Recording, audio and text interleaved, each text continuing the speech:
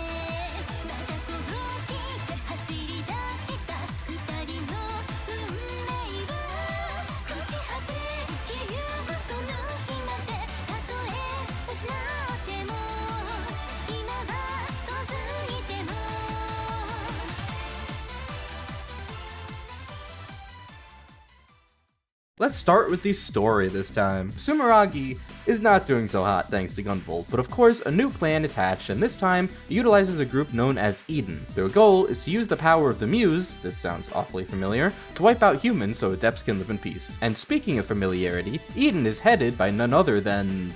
Zonda?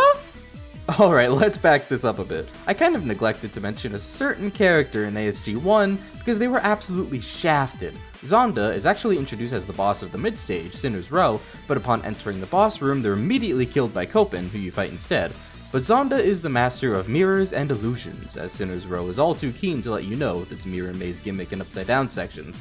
Zonda was simply a copy, and the true Zonda is what you see in ASG 2. Zonda, alongside with their second-in-command Tenjan, is trying to make a paradise for adepts. To accomplish this, Zonda steals the power of the Muse and breaks it up into shards. Since the Muse's power is to enhance septimal energy, which is what gives adepts their abilities, these shards are distributed among the chief adepts of Eden to strengthen them. This all unfolds during the events of the first mission, with the kidnapping of a mysterious girl named Mytel. Gunvolt, still merged with Lumen, the Muse, after the ending of the first game, rushes in to save the girl and confronts Zonda and Tenjan, who rip Lumen out of Gunvolt, leaving him with only a single shard, with the rest going to Eden. Copen is also on the scene with the same goal in mind, to save Mytel. Copen wants the shards simply because the adepts need them, while Gunvolt wants to get them all to get Lumen back. And from then on, the story branches, with each character getting their own campaign. That's right, there are 2 campaigns in this game, one with Gunvolt, one with Copen, and they are very much against each other. It's a race for the shards. I have to do a little bit of backtracking here too, because Copen was another character I feel was very underutilized in ASG 1. When you fight him in Sinner's Row, all you know about him is that he hates adepts, and his sole goal is to wipe them all out. During his refight, you get a lot of his backstory. His father was once a part of Sumeragi, and his research led him to believe that adepts will destroy the world. He pleaded with Sumeragi to stop their adept research, but it was raking in too much dough for them, so they promptly killed him. And now Copen is the only one left to heed his father's warning and to ensure his prediction doesn't come true. By committing genocide. God damn it, why does literally every antagonist in these games just want to commit genocide? Now that the stage is set, let's dive into Gunvolt's campaign first. We're formally introduced to his new teammates, Quinn and Zhao. Zhao is a former Quill agent, and Quinn is, she's tier. Oh my god, she's rich? Monika and Zeno are nowhere to be found, Gunvolt having left them behind at the end of the first game, and I was kind of surprised they didn't end up making a reappearance here. I expected them to at least be in contact, but they're barely even mentioned aside from some in-stage flavor text. Speaking of the in-stage text, I'm thankful to say there are no localization shenanigans here, thank god. Trust me, the first thing I did upon opening this game was check the language settings. Gunvolt stages consist of fighting through 4 main adept stages and 4 final stages. The first 3 of the final stages are where you fight the remaining 3 Eden Adepts, totaling 7, and the final stage contains the boss rush, which only includes the first 4 Adepts, and the final boss. What? Interestingly, the main Adept stages are different between the campaigns, giving each of the 7 Eden Adepts a fully fleshed out stage. 3 for Gunvolt, plus 10 John, and the other 3 for Copen, plus 10 John again. I really like this, because I kind of feel like the last Adepts in Gunvolt's campaign kind of came out of nowhere, but then seeing fully developed stages for them in Copen's campaign was really nice. Gunvolt's main stages are Gibril, who has this cool horror theme going on and is absolutely batshit insane, Teseo, who wins the world record for having the most punchable everything, but also has one of the coolest boss fights and stages in the series so far, and Aquaman. The 4th main stage is Tenjan, the cool Ice Adept who's seen with Zonda in the intro. He reveals in the refight that he actually grew up with Zonda and they're basically siblings, so that's cool, I guess. Doesn't really mean anything for the story, but alright. The main Adept stages in Copen's campaign consist of Desna, who fights with her hair, Gari, who's got to be one of my favorites due to his design, overall theming, and how fucking funny he is. He's an American who does nothing but recite every single one of his lines as horrible slam poetry, and it is beautiful. Copen's reaction to this is especially hilarious. This, alongside with the whole purple Prism aesthetic, which is to die for, really makes this boss a winner for me. The last of the main 7 Adepts is Azure, a chef with the ability to puppet any kind of machinery and control it at will, even if it's not powered on. This fight is unique in that he uses his own mechanical puppet as a helper, something none of the other fights in the series have had before, unless you count Teseo's normal enemy ads. The boss health bar still only pertains to Azrak himself, with his minion having its own health bar, but you can't actually destroy his minion for good, as it gets right back up again. But you do have to keep depleting its health, because if you leave it alive for too long, it'll unleash a heavy, unavoidable attack. This guy's pretty entertaining, since he just talks in cooking terms, and his design is just kind of sick as fuck. The final stage in each campaign is more or less the same, just with the boss rush bosses being switched around a bit. In typical fashion for these types of games, the final boss, obviously Zonda in this case, comes in 2 forms, but in atypical fashion, these are separate fights with a checkpoint between them, which is very much appreciated. The first of these fights is, how do I put this? The best boss fight in the series so far, and it's not even fucking close. I swear this fight came directly from my wet dreams. Zonda, as mentioned before, got done so dirty in the first game. So I guess Inti just said, oops, sorry, let's make it up to you tenfold. This shit goes so unbelievably hard. It's so chaotically fun and feels like the boss fight we should have had all along, but elevated even further by, you know, being kind of the climax of the story. This thing pulls no punches. They take the groundwork that Sinner's Row laid and uses it to its full extent. They got the mirrors, which also serve as the gateways to the bosses earlier in the stage, which is super cool. The upside down gimmick, and even the classic. And the music? I don't even need to tell you how hard this goes, just listen.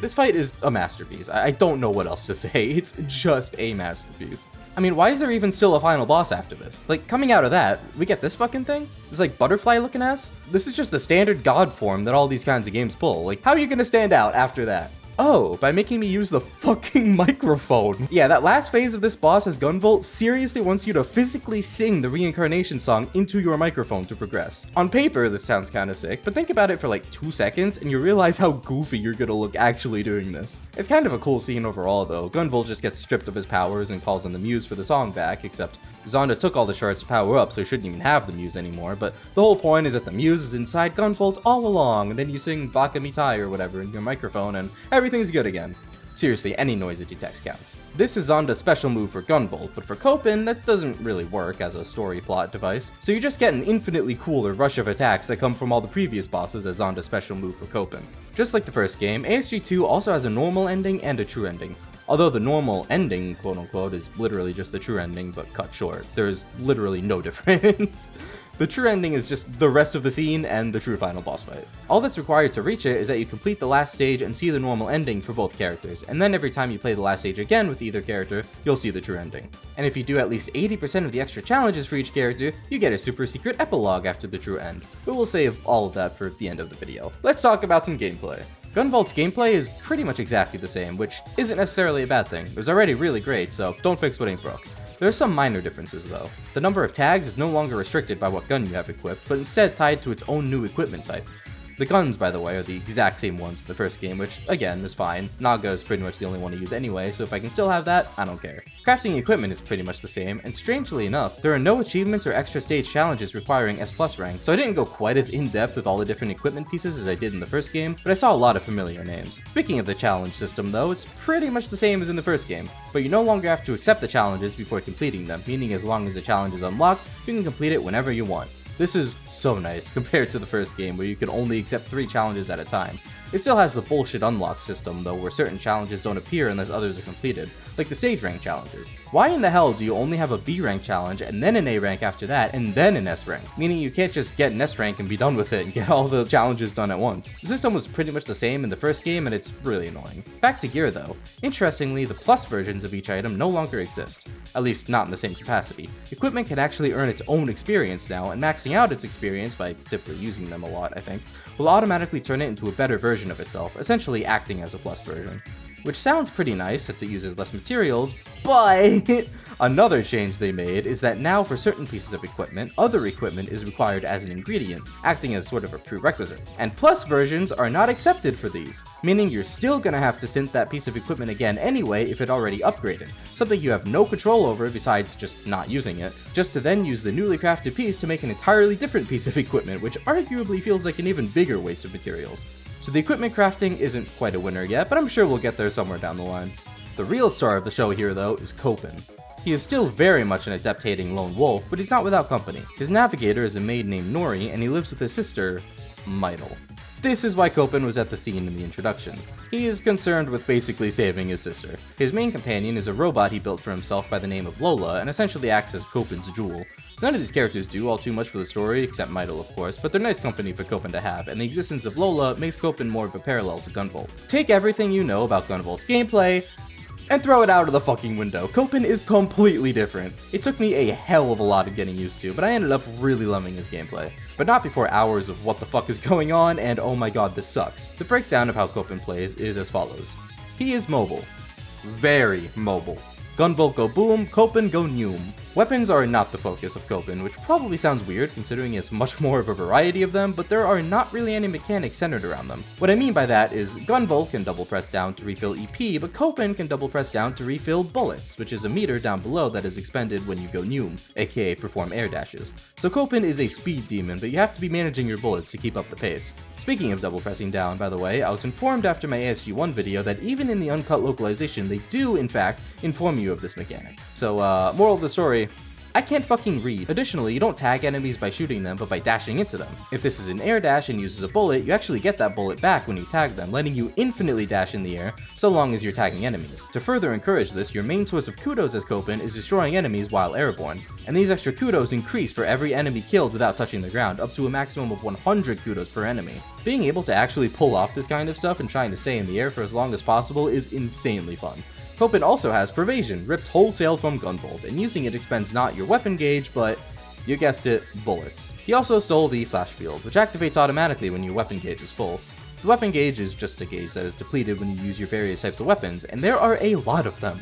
This game finally decides to just pull a Mega Man and take the boss's weapons as your own when you defeat them as Copen. Bosses and even normal enemies also have resistances and weaknesses to certain weapons. This makes sense for him though, and is actually a super cool gameplay implementation of his character. His whole shtick ever since the first game was taking adept abilities for himself through the use of science. This guy, while it's not talked about much, is actually insanely smart. He takes after his scientist father, and all of his abilities basically come from the gear he built himself. That's why he's able to use all of the boss's abilities against you during his boss fights in the first game. And now, you get to play as him and actually experience using these for yourself. Copen's gear works a lot different from Gunvolt's. Instead of different types of gear and certain effects being confined to only a certain type, such as lenses, pendants, etc., all of Copen's gear is free real estate. You can have any piece of gear on with any other piece of gear, provided you have enough memory slots. Different gear pieces use a certain amount of memory, which dictates how much you can have on. Interestingly though, you can overload yourself with more memory than you can handle, which gives you a random negative effect when you enter a stage. These effects include dealing less damage, HP being reduced to 1, taking more damage, or all of your gear just not having any effect. Honestly though, I don't think any of these punishments compare to the incessant warning beeps that constantly play when you're overloaded that make me regret having ears in the first place.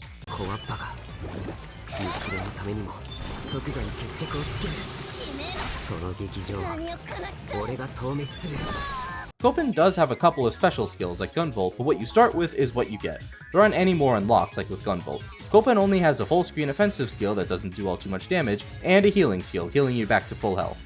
These both, of course, have a cooldown period. Going back to playing as Gunvolt after getting used to Copen feels so incredibly weird. Imagine not being able to air dash, couldn't be me. I really missed Gunvolt's more traditional playstyle when I first got to Copen, but I ended up doing a complete 180, and I'm excited to play more of him now in Luminous Avenger, especially with whatever new weapons get introduced. So, after all of this, what ending awaits our characters? This is where it gets spoilery, so skip to the timestamp display if you want to avoid that.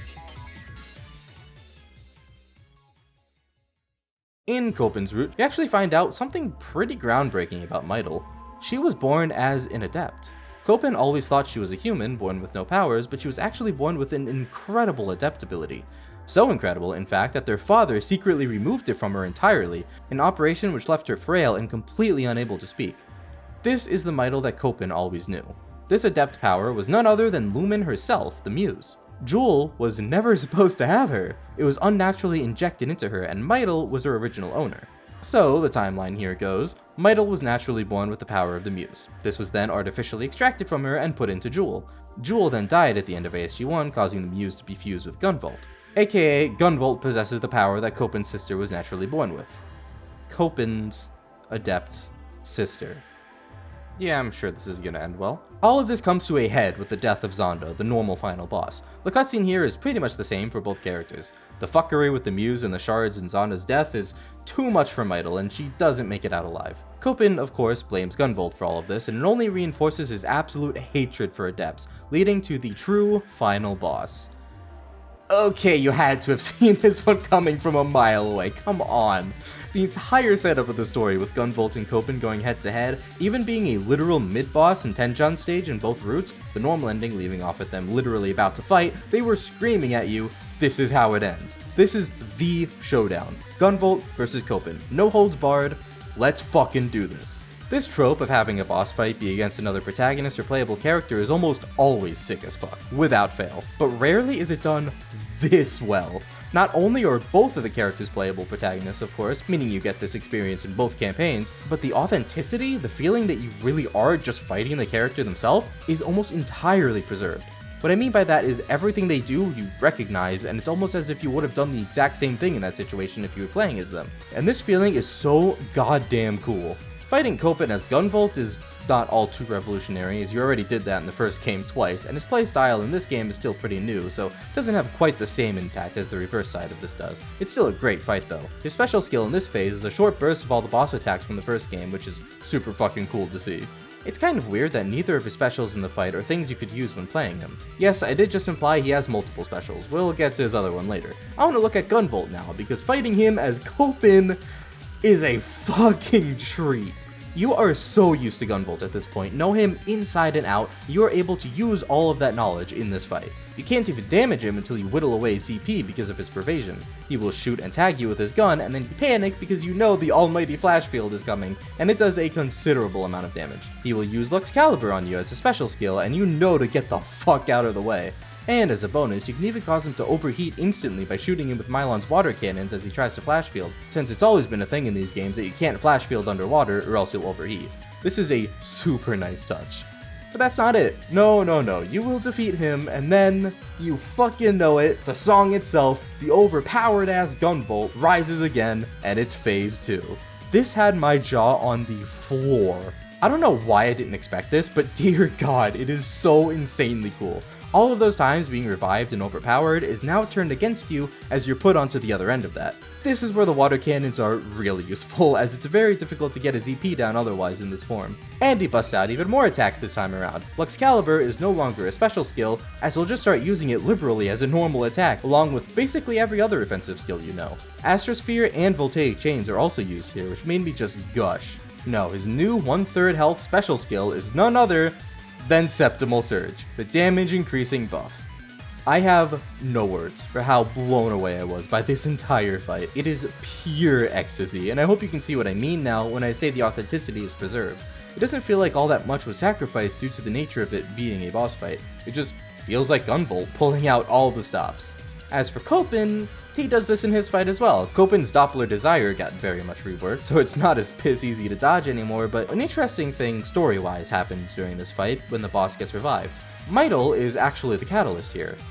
Yeah, she gets revived thanks to the power of both Lumen and Lola, and uses this power to then revive the boss, leading to the second phase. I don't quite understand how this logically happens, but it leads into the ending of the game. After the fight, neither character is actually killed, and they both go their separate ways. Mytl, after everything that happened and now possessing the power of the Muse once more, follows Copen, and they both go back home. It becomes apparent right away that Mytl can't actually remember anything. She basically has amnesia with all the fuckery her brain went through during all this, and doesn't know who she is nor who Gunvolt and Copen are. But she seemed to be happy at the end. She's no longer frail and has her voice back. Even with no memories, she's upbeat and spends her time living at home with Nori. Just Nori, because Copen leaves. He takes Lola and vows to continue his mission to wipe out every last adept on Earth until none remain. This begs the obvious question though about what he's gonna do with his adept sister that he cares so much for. But all he does is proceed to ingest critical amounts of copium and just not think about it, leaving his home behind. This is a nice setup for Luminous Avenger, I think. Copen goes off on his own, and the next game in release order shows what becomes of him after all this, I assume. After all, this isn't really a conclusion for him. He has a serious dilemma on his hands, and a mission still to accomplish, and I, for one, am very interested to see where this will go. After the end credits, you get a little scene showing that Mytl, despite losing her memories, still dreams about Gunvolt and knows he is a good person and that he fought for her. And she wants to thank him someday. Interestingly enough, on Gunvolt's side of things, right before the credits, he runs into Mytl and Nori by chance out on the street. Mytl asks why he looks so familiar and if they've met before, to which Gunvolt says no, he doesn't know her, and they part ways again, leaving Mytl and Lumen behind. There's still one last stinger though. As I mentioned before, reaching the true ending after completing at least 80% of challenges with both Copen and Gunvolt will earn you a secret epilogue after the post-credits scene with Mytl. This epilogue shows Nori and Joule meeting up, two individuals from different teams that were never hinted at even knowing each other before. Joule apparently had requested for Nori to bring him the Muse's power from Mytl. Joule states that it's too much for anyone to have, not Eden, not Gunvolt, and not Mytl. This raises a lot of concerns. For one, Mytl just got the Muse's power back, and she's the rightful owner anyway, and two, do I even need to say it? Why does Joule of all people want it? He claims he's just protecting everyone and nothing will be done with it, but obviously this seems all kinds of shady. It just kind of sours Mytl's whole ending, but I guess we'll just have to see what happens in the future, because this is not expanded on whatsoever. I'm under the impression this is a setup for Gunvolt 3, but that's multiple games away, so we'll have to see. Joule even says you'll find out more soon. And that's the end of the game. I didn't know how to feel about a lot of the new stuff at first, especially everything with Copen, but I feel like this game is better in almost every way. The bosses are more elaborate and interesting, the story is better, Copen's entire playstyle is cool as fuck. This entire game is just done so well, and I'm really excited to play future entries. And that's pretty much all I have to say. If you enjoyed the video and want to see more, make sure to hit all those YouTube buttons, like, subscribe, bell, yada fucking ya. I have a lot of video plans for the future, so stay tuned, thanks for sticking around, and I'll see you in my next endeavor. Peace.